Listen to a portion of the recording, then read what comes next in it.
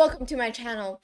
Today we'll be taking a look at a game from the 2024 The Champions Chess Tour Julius Baer Generation Cup. Now this tournament is actually a very important or high-class tournament, and you can see by the homepage of this tournament. So the Julius Baer Generation Cup is the fourth and last tournament before the 2024 Champions Chess Tour Final. So this is the fourth and last tournament before the Champions Chess Tour Final, which is like an even more important tournament. So after these four tournaments, then the Champions Chess Tour Final will be held. Then it will differ who is the real champion.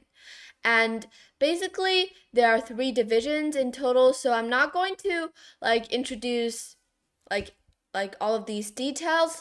You guys can just basically take a look at it briefly. So this is the prices. It's actually really high, and the champions, this is the format, and also where to watch. So actually this tournament has already started, and it's about to come to the end. So first of all, let's take a look at the results. Tomorrow, or actually today, it is going to be the grand finals. So the grand finals is actually the last section of this tournament. So before, we already had the finals, the semifinals, the quarterfinals, and then finally after players competing against players and then qualifying into the next steps, finally this grand final, it is Magnus Carlsen against Alireza Firouzja. So actually this is actually very interesting because in the 2024 the Speed Chess World Championship, Magnus had been playing against Firouzja as well in the finals. And well, that was an online tournament where it was blitz and also rapid, very similar to this tournament actually, where in that tournament actually Magnus won in the overall points. He actually won against Firouzja, and now he will be facing against Firouzja again in the Champions Chess Tour Julius Baer Generation Cup. So actually these two players, they have been playing a lot against each other, a lot of games against each other in very important tournaments. So actually I think Magnus, I remember that Magnus once said that his favorite, the youngest chess player, one of his favorite chess players to someone asked him, who do you most likely want to play against, or who is your favorite player? And Magnus said that it was Alireza Firouzja, because first of all, he is excellent at chess, and second of all, he is very young. So he has such high chess technique at a very young age. So that is very impressive. So but anyways, that's all for today's story time. Now let's take a look at the game. So this game was actually played in the semifinals, if I'm not mistaken. Oh, the finals. Yeah, the finals. Now this game, Magnus is white and Alireza is black. So this is a rapid game. And let's just see how this game went. So in the game, Magnus started with e4 and c5. So actually this game, I'm not going to say that it is a very high quality game because both sides' accuracy are not that high. Magnus has only 83.2 accuracy and Alireza has a 74.9 accuracy. So even though both sides' accuracy of this whole game is not that high, but it's actually very interesting to watch this game because actually both sides, so it's just like a roller coaster. White was about to win and suddenly he blundered and it's Black's time to win, but then Black missed the chance, and now in the end White won.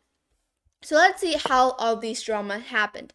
So in the game, Magnus played knight f3, e6, d3. So actually d3 is a very solid option here. I mean, most of the times you just go d4 to develop, and that is a much more faster way because you open up this dark square bishop's diagonal, and also you gain more space in the center. But d3, even though it is also opening this diagonal up for the bishop, but you can see that now it is blockading this bishop's, the light square bishop's way to develop, which means that this light square bishop has to go with g3, bishop g2 go to this side. So actually, I mean, d3 is possible, but it's not like the most common variation. In the game, Firouzja played knight c6 and Magnus played g3, d5, queen e2. So you might say this looks like really weird because you're like moving your queen here and you're somehow like blockading your bishop, but don't forget that this bishop is not going to develop this way anymore. It's going to develop this way. So in the end, probably your queen still needs to go to e2. So right now, even though it might look a little bit weird, but actually it's just I mean, this is just following the rules developing.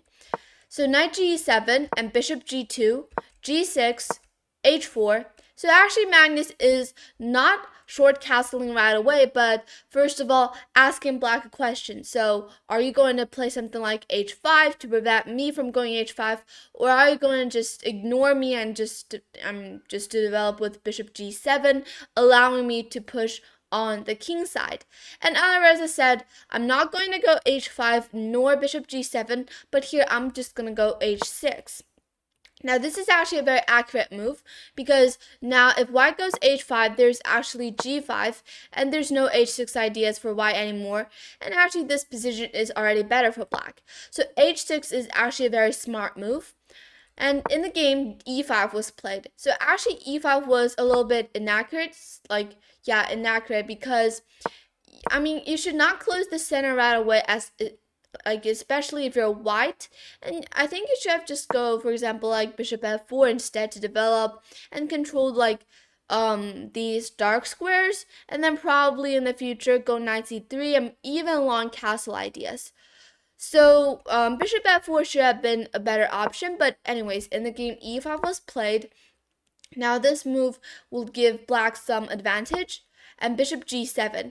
Now I can see that the main problem is that this pawn is a little bit weak, even though you can go c3, d4 to defend this pawn in time. But actually, if you play like that way, it's actually the pawn structures are a little bit similar to the French defense, but if you develop that way, and I think actually in this situation, white will be losing a tempo because first of all, you can see that black has a lot of space on the queen side. On the other hand, in white's situation, he doesn't really have any f4, f5 ideas to create counterplay on the king side. And actually, he does the position will be very solid for both sides, and it's not that easy for white to find an idea. But anyways, let's see what happened in the game. So in the game, c3 was played, and Alireza played b5. So bishop f4 and a5. So actually you can see that Alireza is putting all of his pawns on the 5th rank. And it's actually very aggressive, but actually, I mean, there's no problem with all of these moves. Black is just putting a lot of pressure on the queen side, and it's not that easy for white to react. So the only way for white is actually to go, for example, like a4 ideas, or I don't know, because right now white really doesn't have any good ideas on the king side, because if you go h5, there's just g5. Black will try his best to blockade or to fix the pawn structures on the king side and go to find counterplay on the queen side. And actually on the queen side, it is black's main advantage because he has a very active and aggressive pawn structure and also a lot of space. So a5 was played, and here Magnus played knight bd2, just calmly developing. But after b4, here he thought for about 1 minute, and played this a3 move. But actually, I think he can also go rook c1, which is a slightly better option because it is putting pressure on this whole c file. And now if black were to take on c3, actually there's just b takes c3. And if you go a4, there's now, for example, short castle. And white can somehow enjoy, after a few moves, enjoy this b file. So it's one of the ideas. But in the game, a3 was played, which is also okay. And after b takes c3, I think another option would be to go a4, but I think, both ideas are fine.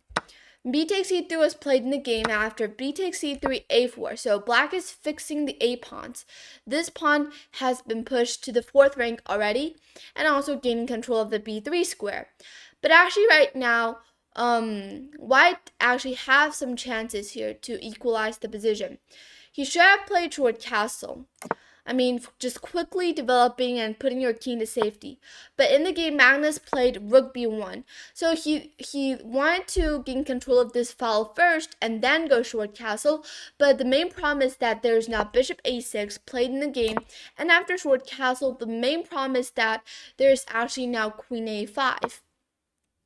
And queen a5 is actually very annoying for white because the c3 pawn is in huge trouble. And you have to go, for example, like rook f1 to defend it. But white's pieces are just very passive right now, and black just needs to go short castle, and you can just easily evaluate this position to see who is better. And it's clear that it is black who is better because white just has too many weaknesses. The a3 pawn, the c3 pawn, the e5 pawn, and also the d3 pawn. This a6 bishop is pinning the pawn and the queen, and the bishop and the knight are both putting pressure on this e5 pawn. So as for white, there's actually no clear ideas for white to in black's territory, there's no clear weaknesses or no easy weaknesses for white to attack. So that's the main problem, and that's why black is better in this situation. But anyways, in the game, short castle is played, and here, Alireza, instead of playing queen a5, he played knight f5, which is actually, in my opinion, a bad move because this knight on f5 doesn't really do anything. Because even though it might look a bit solid, the g pawn and the e pawn are both defending it, but it can't really attack anything on f5. So I don't really know what this knight is doing on f5, and that's why queen a5 should have been played instead. But anyways, in the game, rook fc1 was played, defending the c3 pawn after rook b8, offering a trade on the b file. Here, Magnus made his first mistake with knight to f1. Now, you should know that in a position, you rarely retreat your knight or your queen back for no reason, because if you do so, then it's clear that it is not a good move, because most of the times when you're retreating your knight and the queen, especially these two pieces, if you're retreating these two pieces for no reason or for some sort of ideas that takes a lot of moves, then most of the times these retreating moves are considered as a mistake or bad moves. And that's what is happening here. Knight f1. So knight f1's idea is actually to go knight e3 to trade out this knight, but actually it's not necessary. It's unnecessary because again, this knight on f5 doesn't really have any usage. It doesn't really do anything. So there's just no reason for white to trade it off. So there's no reason for white to be afraid of this knight. But I guess Magnus, in the game, he thought that this knight was somehow annoying because it looks a little bit scary on f5, so he thought that I'm going to trade that knight for my knight on d2, because my knight on d2 is not that active at all. So I guess that is an understandable idea, but anyways, it is not a good move. What he should have played instead is here actually to go after rook b8, actually to trade the rooks off, and after queen takes b8, and then go rook b1. Or even c4 actually. c4, and if you as black, you cannot take on c4 because it is not good. There's actually queen e4 here, attacking the c6 knight, and if the knight goes to d4, now actually you can go rook b1 to attack the queen, and let's say if the queen goes to if it goes to c7, unfortunately, there's queen to a8, or knight takes c4 first and then queen a8. So let's say if black goes queen d8 first. But now after knight takes d4, let's say if he goes c takes d4, there's actually queen c6. And if he goes knight takes d4, there's now d takes c4. And this position is just, white is slightly better, and black has these has this only move short castle to equalize the position. But I guess this position white is now having a very easy position to play with, and all the pressure on our black's side. But anyways, in the game, knight f1 was played, and after rook b3, here Magnus played knight e3, which is also considered as a mistake, but the main reason for that is because knight d2 was a mistake. Not knight d2, but knight f1 was a mistake, and knight e3 was his idea. So if you follow his idea this, when you went knight f1 immediately, you know that this is already a mistake. So the following plan is also considered as a mistake. So that's why knight e3 is not a good move. What he should have played is actually just to go back knight 1 d2, because trying to reverse or what's the word, to attack this rook, And if the rook took on a3, then there's actually rook a1 right now. And after rook takes a1, rook takes a1, rook takes a1. And after bishop b5, let's say if white goes queen d1. So actually this position is really complex. Probably black is still better because after, for example, bishop d3 and then queen a4. But I guess this is, already the best, one of the best options for white to play. Knight 1 d2 should have been played, but instead in the game knight e3 was played, and actually here Alireza missed the opportunity. He should have gone short castle first, quickly developing or putting his king to safety and developing this rook. And after short castle, all of black's pieces are now being developed, and I think it will be very easy for black to increase the advantage. But anyways, in the game, Alireza, he gobbled this a3 pawn, and the main problem is that there's knight takes f5, and after g takes f5, there's rook a1, so Magnus found the best reaction, and after rook takes a1, c4. Now this is another mistake played by Alireza. What he should have played is to go, actually it's not an easy move to spot, which is to go queen d7. But actually another more human-like move is to go short castle, and after rook takes a4, there's, for example, queen b6.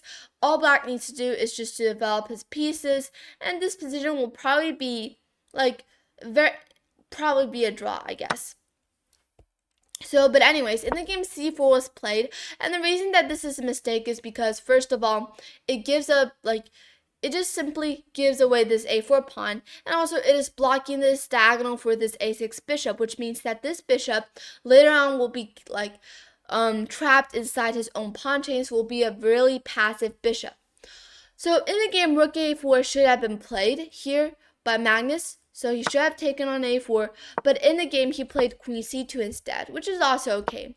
After queen b6, this is a miss because now black here actually has a really good opportunity to defend this a4 pawn with bishop b5. And actually, if bishop b5 was played, black will be completely fine. But in the game, queen b6 was played and giving this pawn away. And after bishop b5, queen a3, preventing black from going short castle. Now you can see that black's king is no longer that safe. If he had gone short castle in the first few moves, then he should have been completely fine. But right now you can see that Alireza is already in some deep trouble. So after bishop f8, queen a8 check, king d7, and actually already in this position, white is just completely winning. But actually later on, some drama happened, and white is no longer winning anymore. So after d takes c4, bishop takes c4, knight d2, bishop d3, these are all very normal moves. And after bishop g7, queen a4, queen d4, and white is just completely winning. But after rook d1, bishop e2, rook b1, rook c8, here Magnus actually started to make mistakes and leading to blunders. So, here he should have just played something like bishop e3, attacking the queen, and if the queen took on e5, there's c takes d5, and after e takes d5, white just goes knight b3 here, threatening knight c5, and or bishop d4 also, and this is just a completely winning position. But of course, it is not that easy to see, because you can see that both sides already has a few only has a few seconds on their clock left, so they're just blitzing out every move. So in the game, queen a3 was played, and we cannot blame Magnus because this is, at first sight, this looks like a really normal move, just threatening to go queen d6 check, or also rook b7. So this is just a very normal move, but he missed bishop f8. And actually, Alireza he played this move extremely fast, which meant that he thought about queen a3 and he knows that there's bishop f8 to defend. So he found the best move with only 4 seconds left on the clock, and now it's all Magnus' turn to think. And he immediately played this queen a6 move. So I guess this was his follow-up idea of queen a3, but I guess this just doesn't work because there's bishop takes c4, already equalizing the position, and after queen takes c4, d takes c4, this position is already slightly better for black. So, of course, in a classical game, it will be easy, very easy for both sides to spot these ideas. But I guess in a bullet game, or not a bullet game, but with like both sides under time pressure, they can miss anything, and anything like fascinating or shocking can happen. So in the game, Alireza here blundered with bishop c5, but even though it's a blunder, it's a blunder because there's just bishop e3 winning this bishop. And even if you're playing, you might spot this bishop e3 move. But in the game, Magnus just didn't see that. And instead, he played this c takes d5 move, missing the opportunity completely and already losing this position. So you can just take a look at the eval bar. So after bishop c5, so first of all, before bishop c5, this is an equalized position. But after bishop c5, the eval bar goes straight up to the top. But then after c takes d5, it goes straight down to the top. So this is actually really, really shocking, because for these two top grandmasters to miss so many ideas. But at least after c takes d4, Alireza c takes d5. Alireza did saw queen f2 the best reaction, but after king h2, he blundered again. This is just completely insane, because c takes d5, and after queen f2, king h8, king h2, the queen on a6 is just hanging there. And Magnus, he played the c takes d5 move without even noticing that. Of course, Alireza should have just taken immediately on a6, and also taken on f2 is also possible. But both sides just didn't see the queen was hanging on a6. And after king h2, Alireza here played e takes d5, and now completely losing this position, because this king is just now way too in danger. He should have just played bishop takes a6, winning the queen, and this is just no reason for there's just no reason for black not to win this position. It's a free queen, so why not take it? But in the game, however, Alireza played e takes d5, and I guess Magnus at that time, I think he definitely spotted, or he saw that. Of course, after c takes d5, he saw that there was bishop a6, and he was just praying for black not to take, and Alireza didn't take. So I guess Magnus was extremely happy, or shocked to see that Alireza didn't found that. And after e takes d5, queen b7, now Magnus made no mistakes and won this game cleanly. After king d8, queen takes f7, bishop e7, queen takes d5, king e8, queen g8, bishop f8, queen g6, and after a few checks, and after rook b7, knight e7, and after e6, threatening to go queen f7 on the next move, here Alireza resigned the game. So this game was actually it was just the eval bar. You can just see everything by looking at the eval bar. First, it was equalized, and then it was completely white's winning. It was completely on the top, and then suddenly it went to the very bottom. So this was just this game. The reason that this game was not that high quality is because both sides played some very insane moves under time pressure. But I guess if it were in a classical game, both sides wouldn't make these kinds of mistakes, or wouldn't miss the opportunity to win, and wouldn't miss the opportunity to take the queen, to take a completely free queen here. But this game was just, even though it wasn't that high quality. Wait, I'm gonna go back to the game. Even though it wasn't that high quality, but it did show us that sometimes when you're under time pressure, even grandmasters, you should not you should not be worrying or losing your mind, because then sometimes when your opponent, even if your opponent is blundering, you might not see what's you might just be blind, you cannot see anything. So you have to keep calm under time pressure no matter what. So I hope you guys learned something from this game, from both the chess techniques as well as the how to control your feelings. So I hope you guys enjoyed this game as well as this video, and please subscribe. See you in the next video. Bye.